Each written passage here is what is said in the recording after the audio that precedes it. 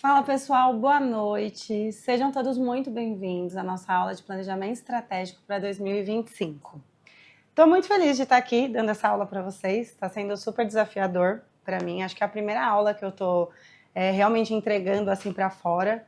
Então, estou bastante empolgada com a aula e eu espero que vocês também estejam, porque eu tenho certeza que vai ter bastante insight aqui para agregar no seu negócio. Antes da gente começar, eu queria contar um pouquinho sobre a minha experiência, né? Da onde eu vim e o que eu tenho para entregar aqui. Então, eu sou Amanda Almeida, sou cofundadora e estou como diretora de operações aqui na TextFlow, que é uma empresa de outsourcing, de terceirização, de BPO financeiro, contábil, de compras, de RH e tributário. Mas a minha jornada como empreendedora não surgiu na TextFlow. Ela surgiu há quase 15 anos atrás, quando eu estava ainda cursando ali faculdade de gestão de negócios e acabei, com 19 anos, já resolvi abrir meu primeiro CNPJ e começar a brincar de empreender. E aí foi com o passar do tempo que eu fui entendendo que a brincadeira não é tão brincadeira assim, e quem está aí do outro lado da telinha pode confirmar isso para mim, né? E a minha jornada durante esses 15 anos, ela passa pela parte da confecção, vai para a parte de varejo, onde eu atuei no varejo tanto presencial, né, tanto em lojas físicas como e-commerce. Com 24 anos eu assumi a diretoria financeira no terceiro setor e fiquei por 4 anos empreendendo ainda assim. E hoje estou atuando na parte de serviços. Tenho outros negócios, mas não trabalho operando esses negócios ou opero muito pouco. E o que eu posso dizer para vocês nessa jornada aí de quase 15 anos é que eu acertei muitas coisas e errei bastante. Então, abri negócio, fechei negócio, ganhei dinheiro e perdi dinheiro.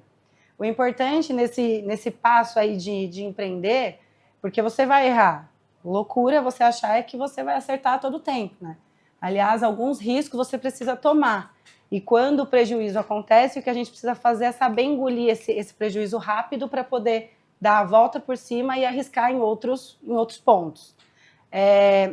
E uma das coisas que eu aprendi nesse tempo ali, de teste, testando uma coisa, testando outra, é sobre planejamento estratégico. Isso eu posso dizer para você que vai clarear muito a mente de vocês quando você começa a trabalhar com planejamento estratégico para entender os objetivos que você vai querer alcançar nos próximos anos. Então, vamos para a aula, a partir de agora. Então, antes de começar a aula mesmo, eu quero só bater com vocês a nossa agenda para a gente alinhar um pouco a expectativa sobre o que a gente vai falar e qual o tempo que a gente vai ficar aqui, porque eu sei que tempo é dinheiro e está todo mundo correndo. Então, a aula tem em torno de 25, 30 minutos. A ideia aqui é a gente passar sobre a parte teórica, então eu vou falar um pouco sobre definição, diferença e tipos de planejamento estratégico. Aí a gente vai entrar na parte prática, então a gente vai falar sobre metas, desdobramentos, eu vou abrir uma planilha aqui para a gente preencher isso juntos. E na terceira parte da aula a gente vai falar sobre monitoramento, frequências e ajustes desse planejamento ao longo do ano. Beleza? Então agora a gente vai começar a ir para a teoria do planejamento estratégico, mas antes de começar, eu já quero deixar bem claro que isso não é um planejamento financeiro.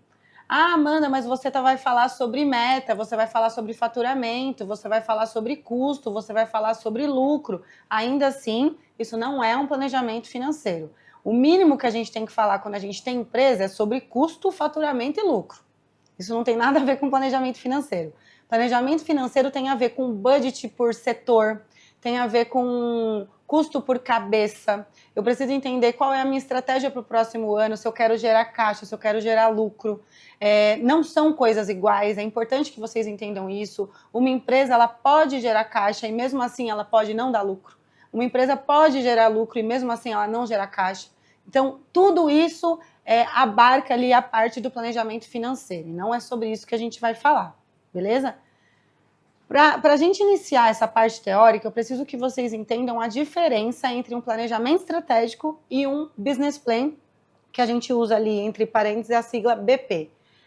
Você vai ouvir BP de balanço patrimonial, que é um relatório contábil que não tem nada a ver com o que a gente vai falar aqui, e você vai ouvir BP num contexto de business plan.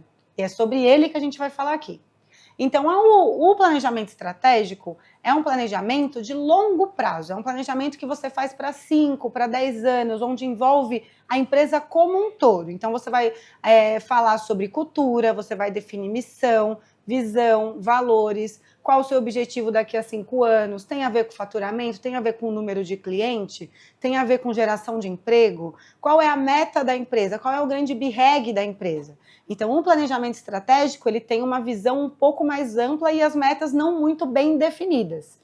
O BP, ele está dentro do planejamento estratégico, que é pegar o planejamento estratégico, que é de longo prazo, e trazer ele para uma realidade mais atual. Então, é pegar o planejamento estratégico e colocar ele na prática para entender a viabilidade do planejamento que você fez. Porque às vezes você está lá pensando que em 2040 você vai faturar 37 milhões. E aí, quando você pega esse plano e divide isso por ano e na sequência por mês e coloca isso numa planilha, você começa a entender que não faz sentido. Então, essa é a função do BP e é sobre ele que a gente vai falar. É importante vocês criarem um planejamento estratégico 360 na empresa de vocês, mas como eu sei, porque eu estou nessa realidade, é muito difícil a gente parar para ficar ali na teoria. O BP vai trazer muito mais a parte prática e vai provocar vocês a fazer, no final das contas, esse planejamento estratégico, certo? Então, antes da gente começar a falar de BP, então agora eu vou começar a usar a sigla BP, para vocês entenderem. A gente precisa entender que existem 2 tipos de BP. Existe o BP top-down e existe o BP bottom-up. Como que funciona o BP bottom-up? Bottom-up, o BP bottom-up, ele funciona do operacional para a alta gerência. O top-down, ele funciona da alta gerência para o operacional. Como assim, Amanda? Vou explicar. O bottom-up, como que funciona? Eu preciso entender hoje, então você vai pegar a sua empresa hoje e vai entender qual é a capacidade que a sua empresa tem de produção baseado no que eu já tenho. Porque muitas vezes você tem ali, sei lá, vamos falar de vendas, 5 vendedores. E esses 5 vendedores estão gerando por mês 10 contratos. Só que quando você começa a calcular tempo desse vendedor, qual a taxa de conversão desse vendedor, você vai descobrindo ao longo do tempo que ele consegue, na verdade, te entregar pelo menos 18 contratos. Então, o planejamento bottom-up, ele começa a entender como que a sua estrutura hoje consegue produzir. E a partir do que a sua estrutura, do que a sua equipe tem capacidade de entregar, é que você vai fazer um planejamento.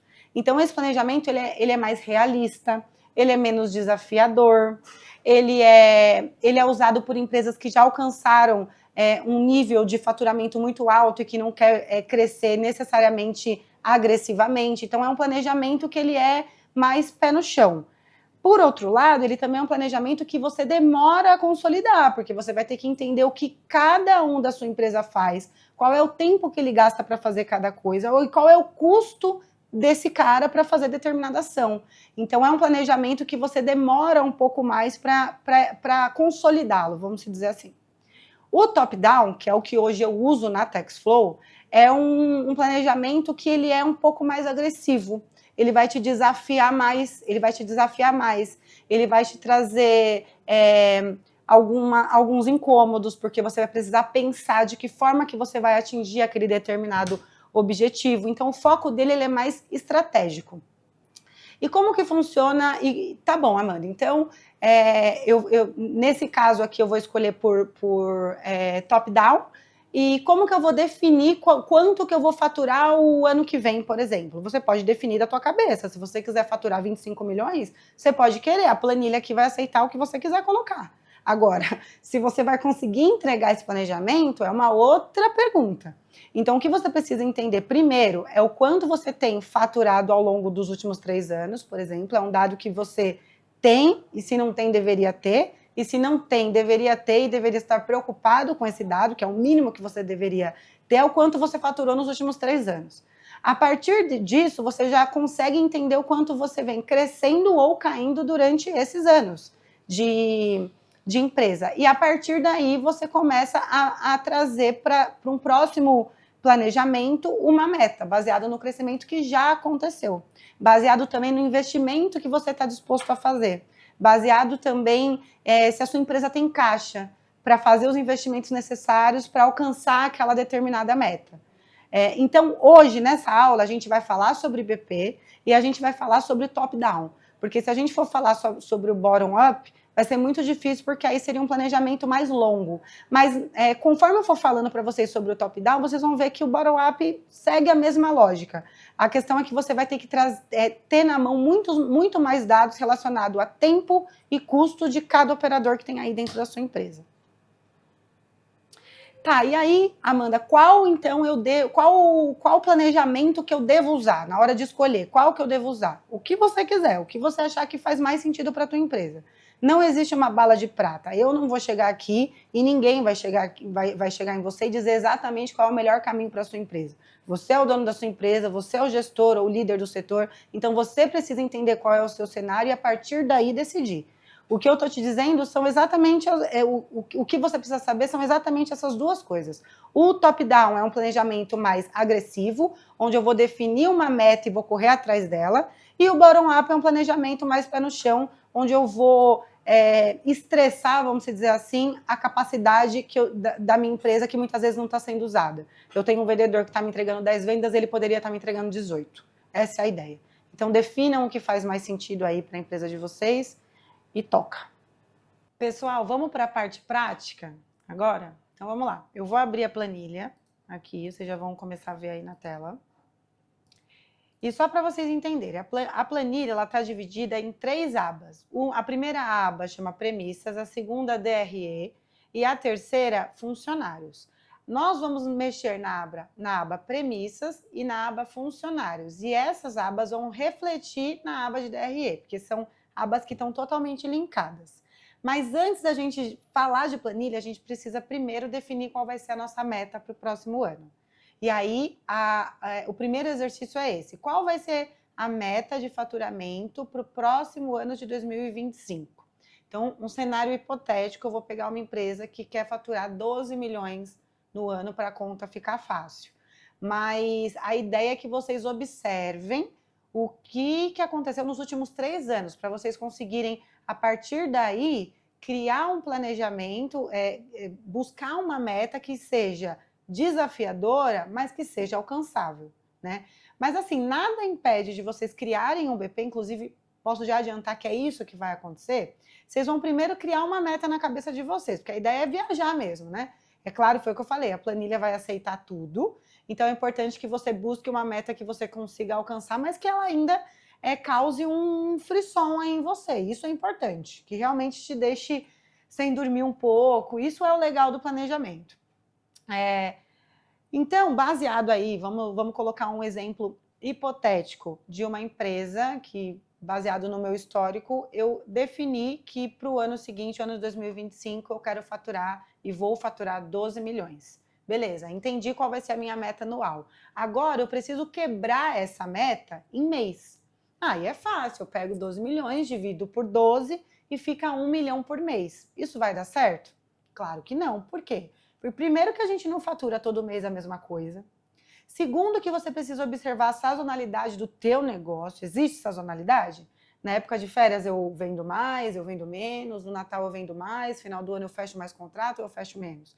Tudo isso você precisa observar, baseado no quê? No que já aconteceu. Olha para o teu histórico, pega ali o que aconteceu nos últimos 12 meses. Teve alguma diferença ali de faturamento muito grande? Por que teve essa diferença? Então, é dessa forma que você vai quebrar a meta anual em meses. Além disso, você também precisa considerar que quando você vai começar janeiro de 2025, a ideia é que você esteja pior do que dezembro de 2025. Então, você também tem que considerar isso. Então, o que é mais razoável você fazer? Poxa, se eu faturei 500 mil em dezembro e janeiro, eu não vou colocar uma meta muito alta no mês de janeiro, no meu negócio, porque para mim não faz sentido colocar uma meta muito alta em janeiro e para mim faz sentido desdobrar essa meta trazendo mais crescimento ao longo do ano, porque eu entendo que eu vou estar melhor, a minha equipe vai estar melhor, a minha equipe vai estar mais treinada, eu vou ter mais capacidade, porque eu já vou ter colocado mais investimento lá para novembro. Então, novembro eu posso colocar a minha meta mensal maior do que, por exemplo, fevereiro. Então, isso é importante, quebrar essa meta. Como eu disse, não existe uma bala de prata. Vocês não vão conseguir sair daqui com a visão exata. Ah, é assim que faz. Não.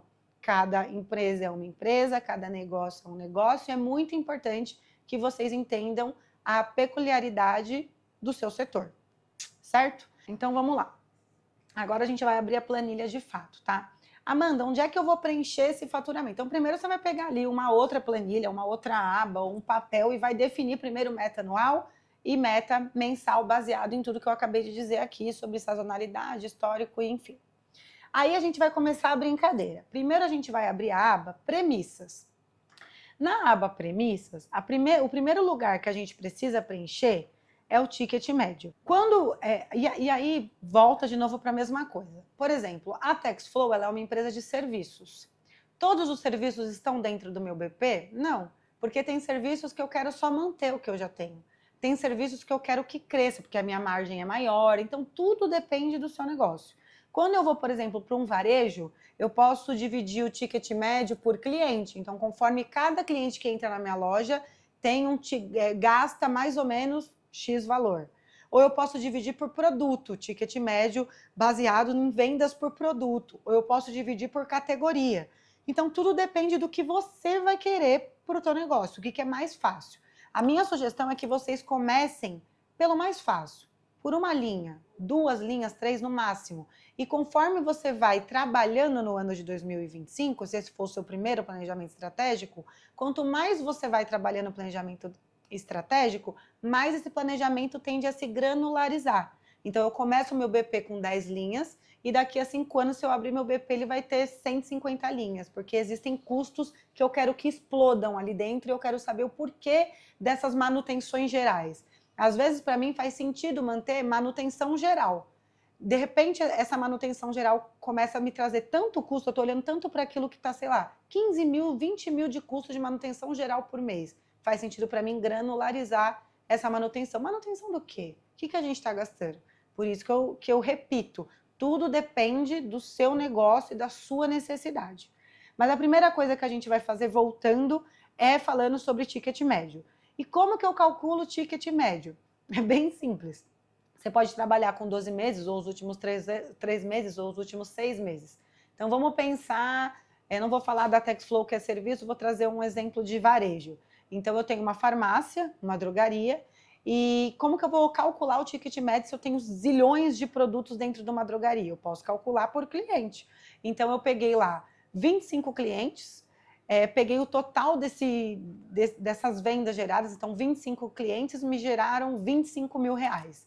Eu pego 25 mil reais, divido por 25 clientes e entendo que meu ticket médio é de R$1.000. É isso. Aí você pegar o total de contratos, o total de vendas, mais o total de valor gerado, né, de venda gerada, e dividir pelo número de clientes, pelo número de vendas, pelo número de contratos. E aí você tem o ticket médio. Então, esse é o primeiro passo. É legal esse planejamento, porque esse planejamento ele vai te forçar a entender alguns dados que com certeza nem tá aí no teu radar. Então, o ticket médio é 1. É bem interessante você entender isso. Porque pode ser uma estratégia não vender mais, mas aumentar ticket. Quando você não vende mais, mas aumenta o ticket, ainda assim aumenta faturamento. Então, é uma estratégia.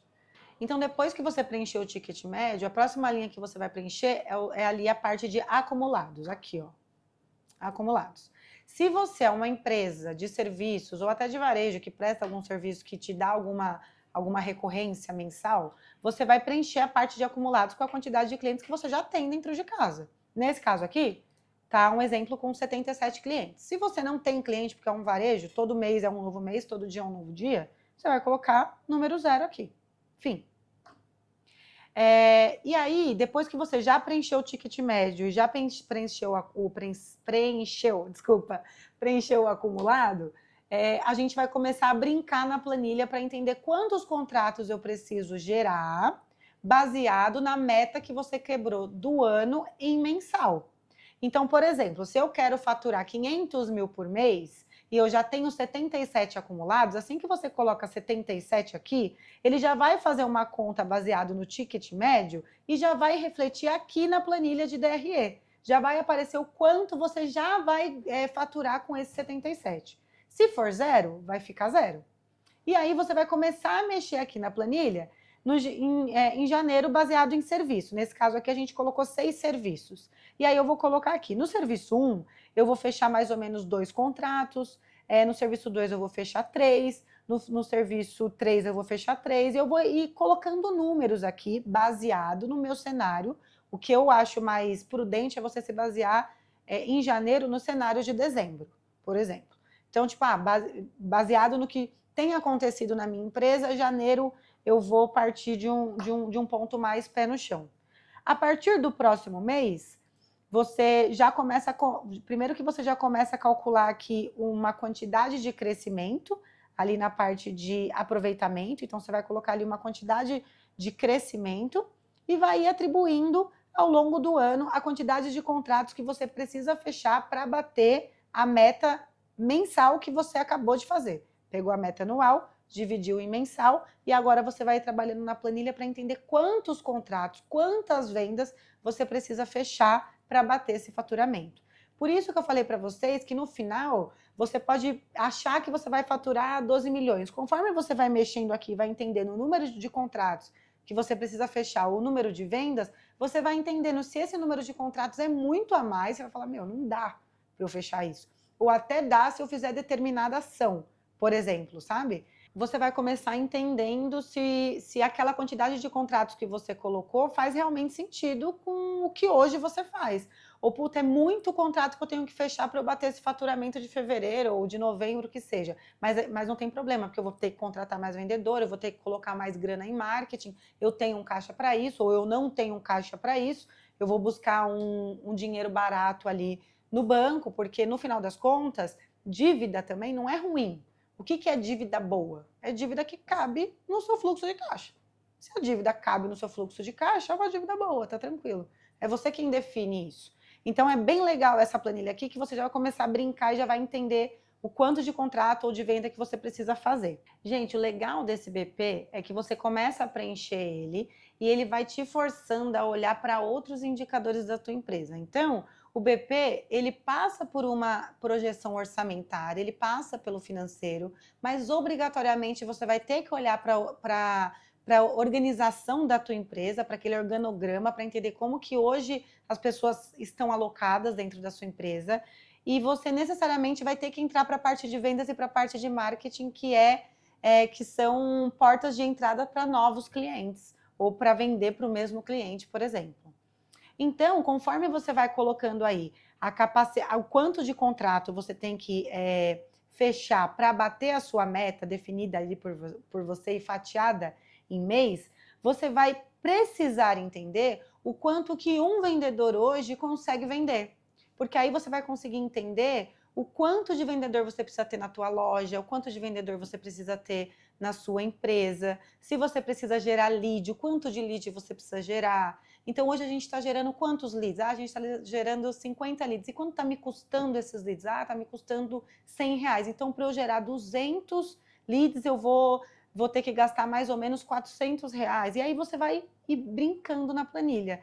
E é por isso que, nesse momento, a gente vai passar pela aba de funcionários. Conforme eu vou passando mês a mês, entendendo o quanto de contrato que eu tenho que fechar, e entendendo quanto cada vendedor ou quanto cada campanha de marketing vai me trazer de resultado, eu vou necessariamente tendo que ou investir mais ou aumentar em colaborador, seja na parte de vendas ou até na parte do back-office, porque se eu vendo, no caso de serviço, eu preciso entregar. Então, eu também preciso olhar para a parte do back-office, eu também preciso olhar para a empresa como um todo. E aí você vai começar a brincar aqui dentro dessa aba de funcionários. Aqui nessa aba, já está preenchido com alguns cargos, né? Então, aqui tem de administrativo, de operações, de contábil, fiscal e tributário, que é o meu cenário. Mas nada impede de você criar o seu cenário. Então, se é simplesmente um varejo, onde você só tem vendedor, operador de caixa, você tem um gerente, é mais ou menos isso que você vai colocar aqui. Então, é importante você colocar os cargos que existem e que podem existir dentro da tua empresa e qual é o valor desses cargos. Então, conforme você vai entendendo que você vai ter que contratar, você vai mudando aqui, ó, no mês 2, eu vou precisar contratar, de acordo com o meu planejamento, eu vou precisar contratar um contador. Você coloca aqui o número 1 e ele vai refletir lá no DRE. porque essa parte de funcionário ela está linkada com o DRE. E aí, conforme você está mexendo na parte de receita, automaticamente você já vai estar olhando o custo. Quanto que eu estou gastando com pessoas? Nessa parte de pessoas, o que é salário? O que é imposto? O que é VT? O que é VA? E aí você vai granularizando cada vez mais o seu BP. Também é importante eu voltar aqui, porque ali na parte, na aba de premissas, a gente só não fala de quantidade de contrato e ticket médio. Conforme você vai abaixando ali, ó, você vai entender que tem a parte de FGTS, INSS, férias, 13º, rescisão, e você pode incluir mais coisas ou excluir da planilha.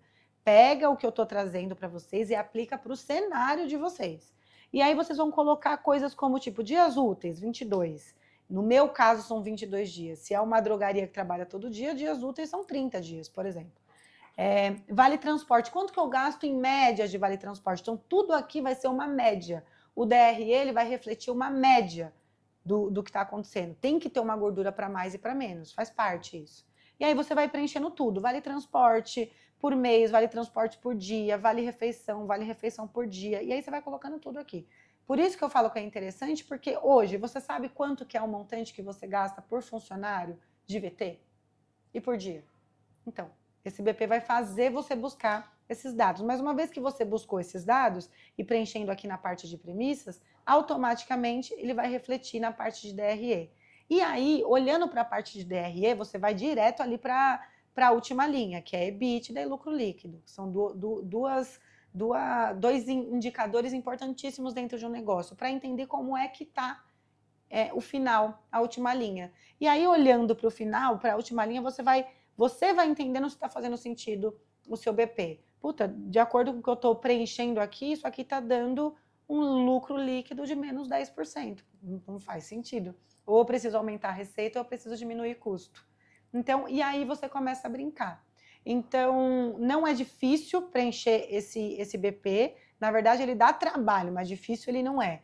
É basicamente isso que eu expliquei para vocês. E quanto mais maduro você vai ficando na parte de planejamento, de BP, de business plan, mais granularizado vai ficando o seu BP. Quanto mais maturidade a sua empresa tem, maior, mais extenso, mais granular vai ficando esse BP. E agora a gente vai para a última parte, mas não a menos importante, porque de nada adianta se você fizer um planejamento e fizer um BP e você não monitorar esse planejamento, de nada adianta. A ideia é que você faça esse monitoramento, quando a gente fala de top-down, que é um planejamento mais agressivo, pelo menos mensalmente. Mas se você puder fazer isso semanalmente, maravilha. É porque existem operações que semanalmente você não vai conseguir enxergar muito. O varejo você consegue, né? Você consegue enxergar por dia. Então, olhar semanalmente é muito importante, porque você consegue ir ajustando as coisas antes do mês acabar. Então, pelo menos, mensalmente, você precisa monitorar, principalmente por ser um planejamento top-down e não um bottom-up. O que é importante nesse monitoramento? É importante você monitorar e acompanhar só para saber se você bateu meta ou não bateu? Não. Quando você está olhando para dentro do BP, no caso, por exemplo, de serviços e do caso que a gente colocou aqui, que são 6 serviços, você pode ter batido a meta do mês, mas não ter batido a meta do serviço. Você pode ter batido a meta de vários serviços, mas não ter batido a meta do mês. Então, isso vai fazer com que você enxergue aonde que a sua atenção tem que ir.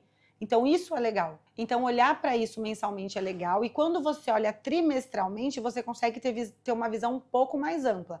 Os ajustes, eles são necessários dentro do BP, ou seja, conforme eu estou olhando como a empresa está indo, você fala, não faz sentido esse faturamento que eu coloquei para fevereiro, vou ter que reajustar isso daqui. E aí, reajustar, gente, também não é baixar a meta e falar, agora eu vou bater a meta. Não, se desafiem. Se frustrem. É importante essa frustração, sabe? Esse desconforto. Mas é muito importante que vocês também façam ajuste. Aliás, é para isso que serve o BP top-down, fazer os ajustes dentro de casa. Então, se eu não bati a meta que eu estipulei para esse ano, é porque eu fui muito agressiva da meta e eu jamais bateria essa meta, ou é porque teve gente que não bateu a meta internamente? Ou é porque a minha equipe de venda não está gerando o que deveria gerar? Ou é porque a minha taxa de conversão entre reunião realizada e fechamento está muito baixa? Aí você vai entendendo aonde que são os pontos que você precisa dar maior atenção. E aí, agora me diz uma coisa, a sua equipe está pronta para atender essa meta que você vai estipular para 2025? O que está faltando para a sua empresa alcançar esse crescimento que você vai estipular em 2025? Pessoal, qualquer dúvida que vocês tiverem em relação ao preenchimento desse BP, com certeza dúvidas vão surgir. Eu vou deixar aqui embaixo o meu e-mail, vocês podem entrar em contato comigo ou ir direto lá no Instagram da TaxFlow, chamar no chat ali por Amanda, que eu faço questão de responder um a um pelos comentários, tá bom? E aguardem também as próximas aulas, porque eu acabei não falando, mas eu também quero falar com vocês sobre o BP Bottom Up. É porque como ele é mais complexo, vai ser uma aula um pouco mais extensa e a gente se encontra numa próxima, tá bom? Agradeço vocês pelo tempo e eu espero que vocês coloquem em prática, que eu tenho certeza que vai ajudar bastante.